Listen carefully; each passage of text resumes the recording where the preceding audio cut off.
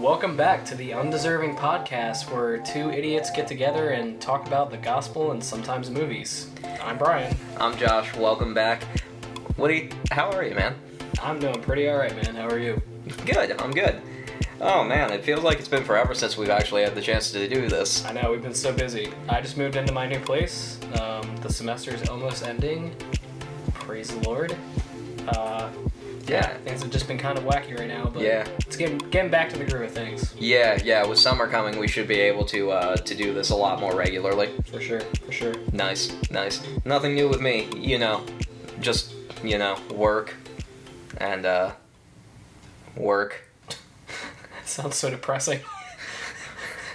People laugh at me and they think I'm kidding, but they'll be like, I don't know how you do it, man, and I'm like, I just run on self-hatred and caffeine, and they think I'm kidding. They think I'm kidding. Oh, man. Well, this will become more apparent as the show goes on, ladies and gentlemen. Oh, it will. It will. So, Woody, I was thinking it would be really fun for us to talk about movies, video games, some stuff today, but talk about how Christians can see the gospel in secular society. And just maybe some general themes or undertones that we can see and some examples of those. Did you have any ideas? So, let's try and avoid the really obvious ones. So, sorry, we're not going to be talking about the Chronicles of Narnia today. Oh, darn. Hey. And another one that everybody always talks about is the Lord of the Rings. They're like, oh, that was such a great Christian allegory, which false. Tolkien actually hated allegory, so the fact that people called it that really got him mad. The way he described it was, I'm a man of faith. I take my faith seriously. So if my faith comes out in my writings, it happens. So I think the Lord of the Rings is a great example. And everybody's like, oh yeah, Gandalf, he died and then he came back. And it's there's kind of a thing there, but the biggest thing that I always see when I watch the movie is actually Sam. Just his constant companionship, refusing to leave Frodo's side, always there for him. And then he's always like, you can't carry it, or what is it? I can't carry the ring for you, Mr. Frodo. But I can carry you. And I can't carry the conversation for you, Mr. Frodo. But I can carry you. Inside joke. They're not going to think that's funny. No. They'll have to go watch the skit. Studio C, Wing Sam. Is that what it's called? If you Google that or YouTube that, that's what'll come up. But, I always see that huge Christian theme of, Sam as a Christ figure in the way that, he refuses to leave your side, and when things get tough, he's the one carrying you, always coming through for you. Frodo went and done, and was stupid. He said, Sam, leave me alone, I never want to see you, and Sam still came back and saved him from Shelob. Stuff like that. Yeah, that's a good point. I guess one of the biggest ones I think of, and I actually read a book pretty recently for my apologetics class that talked about how a lot of stories nowadays...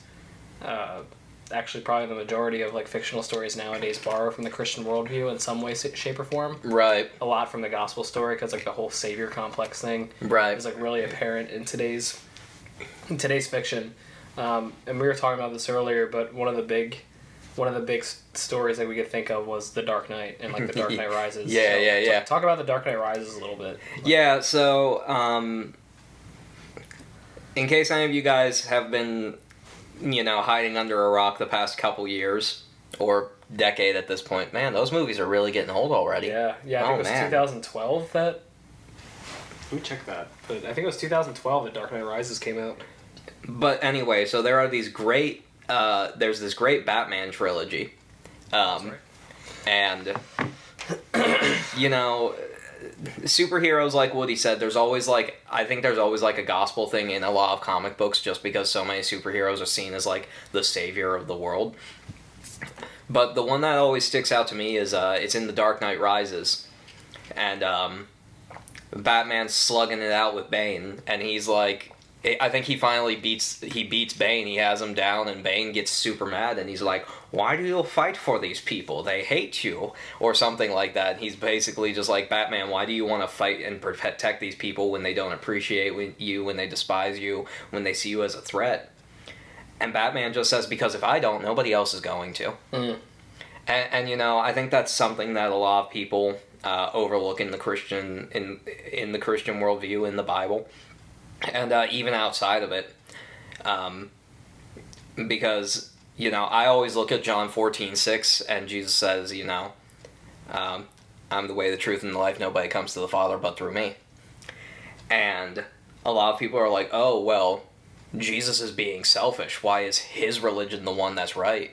You know, why can't he let other people have other faith? And I look at that, and it's like, it's not that his is the only one that's right. It's the only one, like, period. Like, you don't have a choice besides him if you want to be saved. And I think that summary from from Batman just sums it up. It's like, nobody else is going to fight for these people. Nobody else is going to save these people. I have to be the one to do it. And you know, I think there's a lot of that in the Bible too. Jesus had to be the one to save us, because otherwise it isn't happening.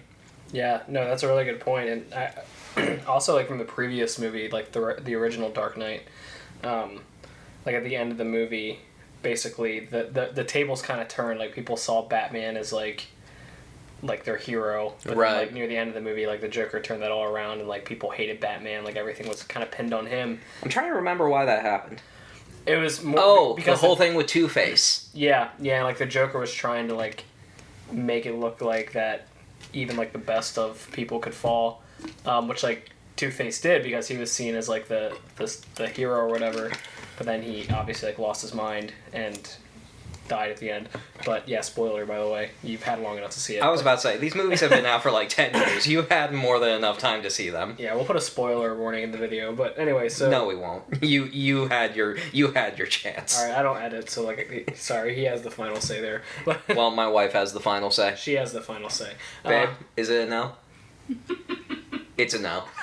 Alright, but anyway, so, but near the end of the movie, the police... Batman saves Commissioner Gordon and his family, and from Two-Face. Two-Face dies, and Batman says that this is I'm not the hero that they deserve, but I'm the hero that they need. Mm-hmm. And it's like in the same way as like Batman was rejected by his people, even though like they needed him. Yeah. And like kind of like in a similar way as like Christ was rejected by his own people, even though like he would come to like save the world. So it's interesting how that like kind of and we're not.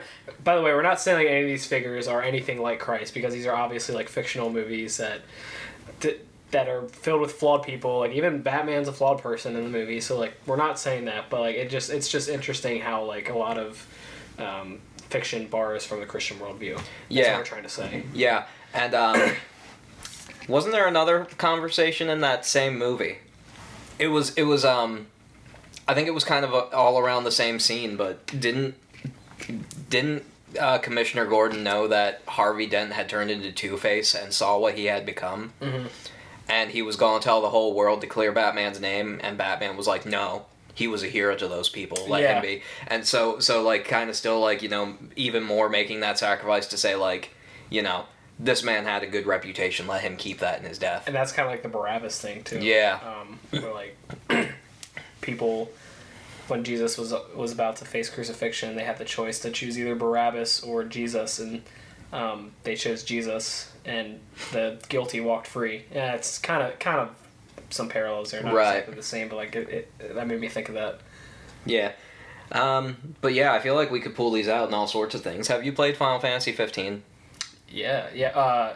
The one with Noctis, right? Yeah. Yes. Did you beat Final Fantasy 15? Yes. Okay, so you could go for the whole thing of like even like Noctis being like the King of Kings who was meant to bring like light back into the world after darkness had showered it. Mm-hmm. Like, you know, you have that whole theme, but did you play any of the DLC for that? I like when the original like 2 DLCs came out, I think I played those. I wasn't very impressed. I heard the other ones were good. What were the first two? I think it was Episode Gladio and Episode Ignis. Or was it Episode Prompto? It was Gladiolus, and I can't remember who the other one was, but neither of them were very good. So you get a DLC where you play as the main villain, Arden. Oh yeah, I didn't play that one. Well, you get to see how he actually became a villain, and it's actually really tragic. Like, do you plan on playing it at all, or shall I just spoil it for you? Ahead, that's fine. I won't get back to it anytime soon. So Arden was originally like this really gifted healer in his time, and like his brother kind of cheated him out of being the king, and Bahamut, who's like the king of all of the gods and like the king of the universe in that scenario, even though Arden was like a good guy, or like, you know, had the opportunity to be a good guy, Bahamut kind of like chose that he was just going to become a villain and carry that Star Scourge thing they were talking about. And it's really kind of sad, and like, you know, it's sad and tragic all at the same time, but like there's this conversation between them, and Arden is like, hey, like, why me? Like, you didn't have to choose me. And Bahamut's just like, it's fate, man. This is what I've assigned you to do. This is your role in destiny. You're going to be this evil speck, and you're going to bring darkness and evil into the world, and eventually you're going to get wiped out by the king. And Arden's like, okay, I mean, I guess if that's what I have to do. And it's so tragic, but I look at that and it's almost like, man, it's like, you know, I think of Judas. And like how Judas really didn't have, like, he had a choice, but like, at the end of the day, Judas didn't really get a say in if he was going to be the guy that betrayed Jesus. Like, that was what was, like, destined for him. Mm. So, just like, even in Final Fantasy 15, you have that, that whole theme, and you see themes throughout that, and I'm sure there's way more than that, because there's like how many games in Final Fantasy now? Oh my gosh, including the main ones? You got the main 15, and then you've got all of the shoot-offs of those. I think I counted them up once, and it was like 90-something. And Josh, by the way, you just say that, dude. Just tell me you disagree with Predestination, man. Like, I'm just joking. Look, I'm not saying I 100% disagree with it. Sorry, I think the biggest issue for me, completely different episode topic, I think the biggest issue for me is the semantics that a lot of people associate or use with that. I was about to say, we're actually talking about this right now. No, different episode. That will probably not happen, because I don't want to get frustrated and flustered on camera. It'll muss up my hair. I don't feel like we've ever had like heated conversations about it before, though. No, probably not. I just go home and, you know, put your picture on my dartboard and be like, darn heretic. Stupid idiot. Can't believe I'm doing a podcast with this guy. Dude. And why does his hair look nicer than mine?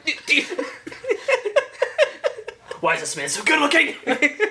Curses! Oh my gosh, it's so funny. We like each other, guys, just to put that out there. I'd say Woody's probably one of my best friends. Likewise, good friend. Likewise. Alright, no sentiment on the podcast. Get rid of that now. Yeah, get that out of here, my dude. No emotion! But yeah, what are some other things? What are some other big movies or anything like that have that kind of that have that theme? I can kind of think of one that does like the reverse of the gospel. This might sound a little bad. The reverse of the gospel. Yeah, let me explain. So, okay, actually, did you play The Last of Us? No. Are you going to play it? Probably not. Alright, so basically, by the way, this is a big spoiler, so if you haven't played the game, like, skip ahead. How long has The Last of Us been out now? Since 2010, but I don't want to spoil, like, this one for anyone who hasn't played it, because it's a great game. Like, it will probably stand the test of time. Alright, well, if you skip ahead, starting now, if you don't want to hear any spoilers, and maybe we'll just try and put in the description when this time starts and ends. Yeah. But otherwise, you had your chance. Yeah. Okay. So basically, in The Last of Us, it's like a zombie game, but it's like not your typical zombie game. It's actually really tragic, and it's like very narrative heavy. Right. But so essentially, Joel, the main character, loses his daughter at the beginning of the game, like when the apocalypse starts to happen. Then it skips ahead 10 years later.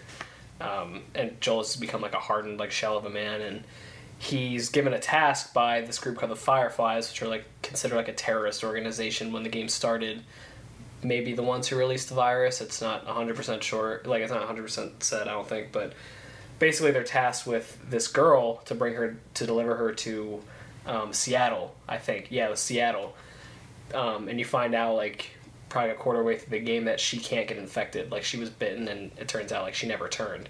Oh, so she's just immune for some reason? Yeah, that's Ellie. And the whole game's, like, really beautiful. Like, it shows, like, how Joel became, like, he like, hated her at first, and, like, because he reminded her so much of his daughter, and, like, he was just, like, so hardened by it, but they end up growing, like, loving each other like father and daughter. Mm-hmm. At the end of the game, they finally make it to Seattle, and basically the mission was to bring her there so that they could use her blood to, like, create a cure and save the world.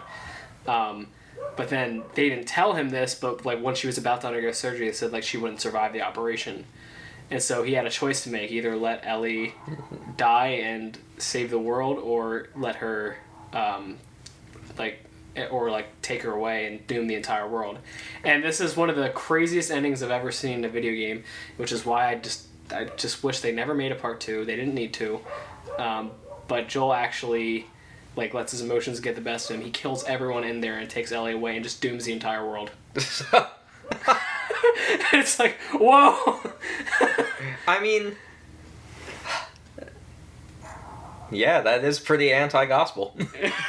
Selfishness ruined the world. But they do show the fallout of that a little bit in the second game, and don't play the second game, especially if you're a believer, because it's disgusting and so anti-Christian. But play Ghost of Tsushima instead. It should have won Game of the Year 2020. Yes. But they do show the fallout a little bit of that, of just, like, how, like, Joel, like, just ruined any chance of survival for humanity.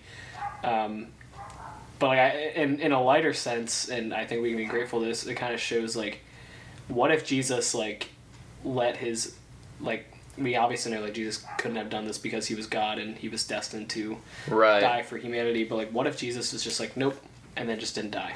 Yeah, because that was actually a struggle he really had. He said in the garden, he said, God, Father, if this cup can be passed from me, if there's any other way, let it be. Yeah. But he said, but even so, your will be done. Yeah, and Satan was trying to get him to sin and to not be able to be the perfect lamb whose blood washed us clean. Yeah. But did you ever go see Jesus at Sight and Sound? Yeah, actually, I thought that scene was done really well. Yeah, it's been a long time since I've seen it. I don't even know if I was actually a believer when I saw that. Right. I saw that in, well, very early stages of my faith, if you could call it that. Yeah. I mean, I thought the whole thing was phenomenal. This is gonna sound really dumb or petty, though. I honestly think my favorite part was when he got to across the lake to the guy who was demon possessed by Legion, and that was mostly just because there were a bunch of adorable little pigs running across the stage at that point. I was like, oh yeah, piggies. And then they got possessed, and you're like, oh no, piggies. Yeah, and then in the background, that was like, oh no, piggies. Piggies. I don't know. Sight and Sound's a local thing, right? That's not... Yeah, that's right in Lancaster, Route 30. I think they do have another location, though. Okay, well, for anyone who doesn't know, Sight and Sound is a theater production company.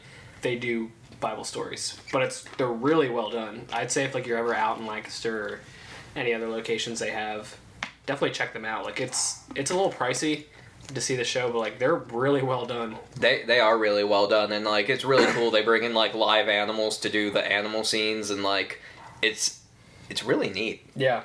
No. Plus, they have those. I haven't had them, but everybody raves about them. They've got, like, those almonds. Yeah, like roasted almonds or something. Those are so good. They're like candied roasted almonds. Are they as good as everybody says? A little overpriced, but they're pretty good. I'd say try them. Next time I go back to Sight and Sound, if we're ever allowed to go back. Well, I remember, like, the smell of those, like, permeates throughout the whole theater. Yeah. And I remember the first time I went to Sight and Sound was on a field trip, because I used to go to a Christian school, Presbyterian school.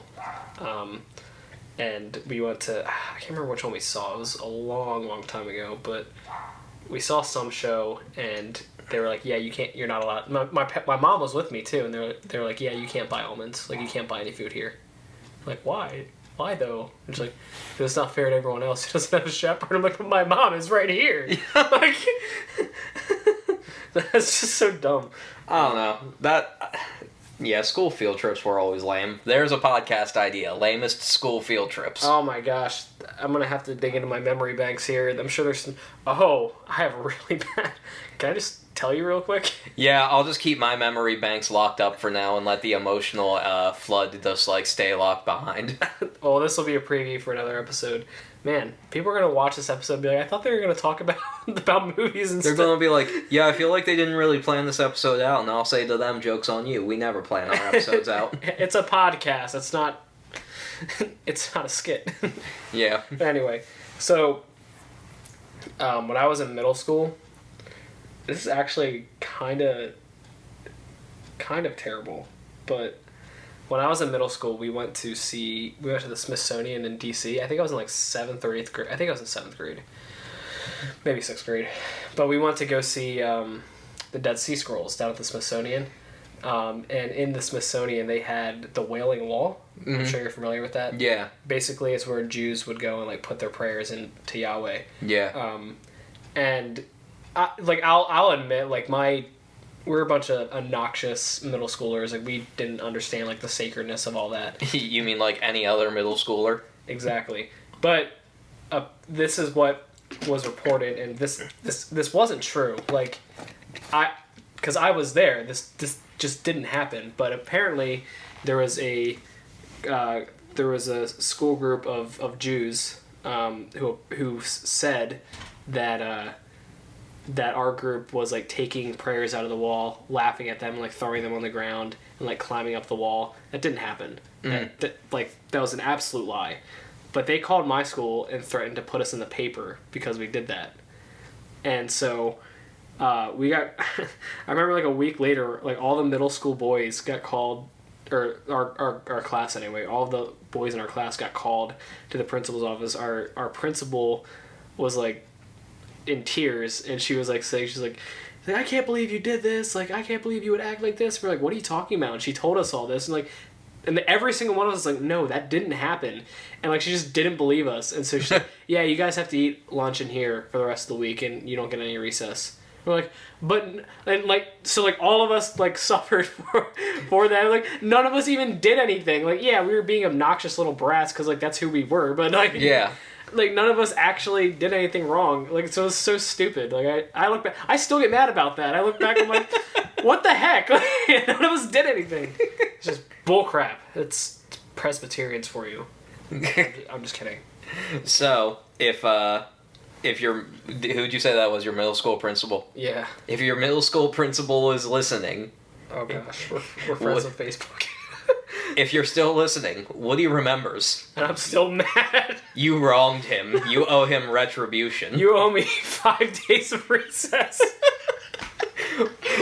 I don't know what that equals in adult terms anymore. I just want some playtime. Get him a PlayStation 5, we'll call it even. Yeah, because that's fair. Totally. Totally.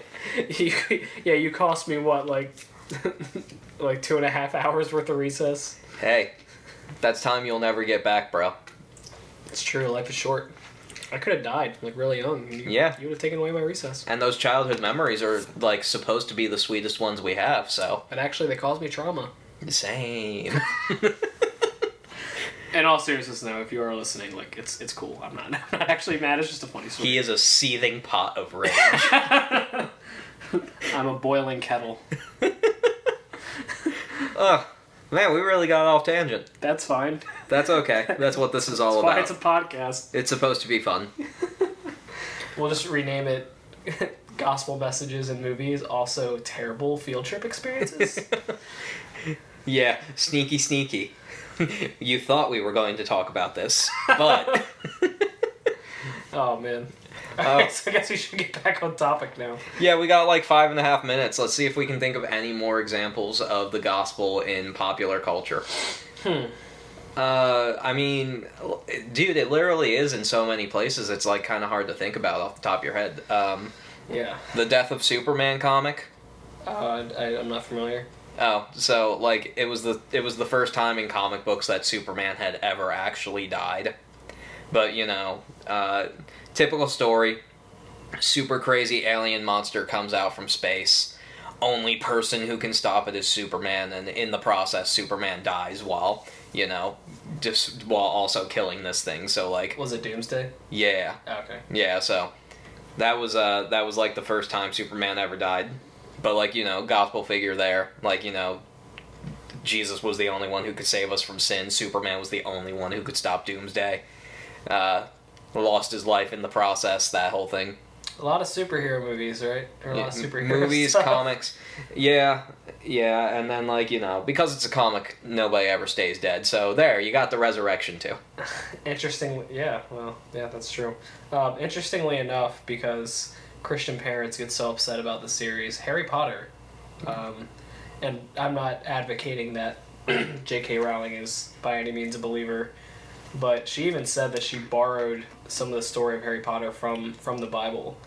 I think it was from, she specifically quoted, 1 Corinthians is love, there's no greater love than this, I'm butchering the passage for sure, but that love lays down its life for his friends. Oh, that's, I think that's in Mark somewhere.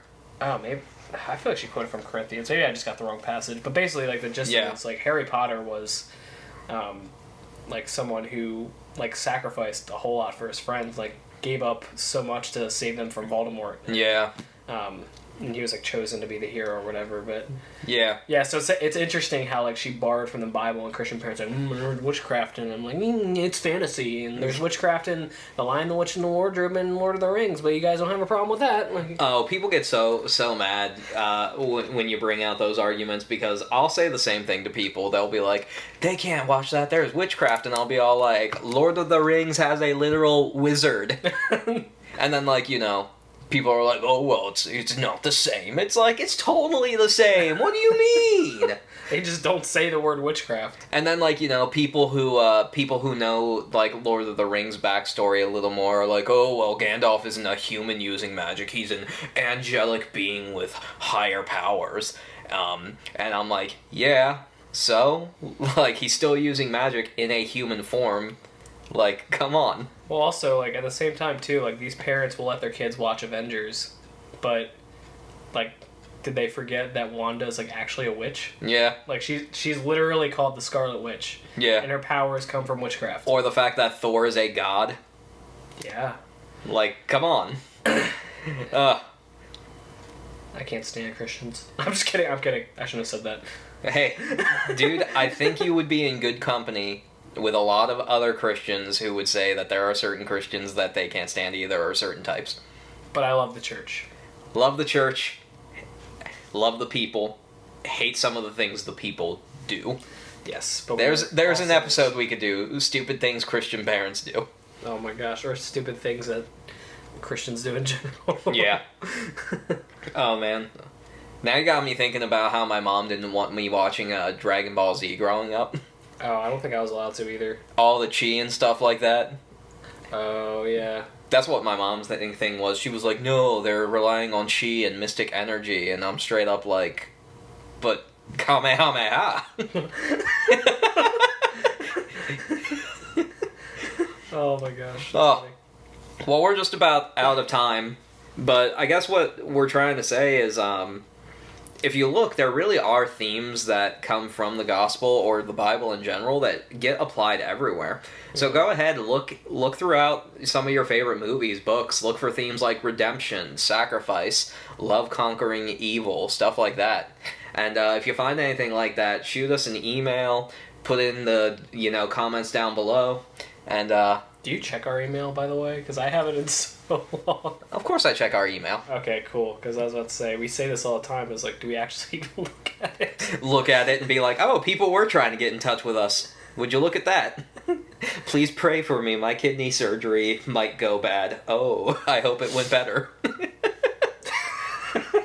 That's terrible. I'm sorry. But with all that said, if you have any questions, concerns, comments... Death threats... which I'm sure we'll eventually get. Just one, guys. Just one. After this episode, maybe. Yeah. They'll be like, I can't believe you spoiled The Last of Us for me, even though I've neglected to play it for 10 years. I plan on playing that eventually. Come on, guys. After the 80 games I have on queue. So if you have any of those, undeservingpodcast@gmail.com. We're also on Facebook. The Instantgrams. The Instantgrams. Are we on Twitter? No, we're not. Maybe we should make a Twitter. Oh man, I feel like I would abuse that power. Well, Twitter also hates Christians, so maybe not. Yeah, I feel like yeah. We're not on TikTok either. Never will be. No, but my wife, I never thought my wife would be either, and now she's a TikToker.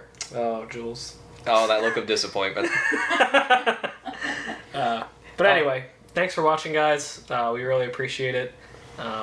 We just found out recently that people watch us from all over the world, and that's great. Like that really shocked us. So. Yeah, the only continent that people weren't listening on was South America And Antarctica. Yeah, Antarctica doesn't count. There's like, does anybody live in Antarctica? Like, scientists do. Like, yeah, they don't count. Scientists don't have souls.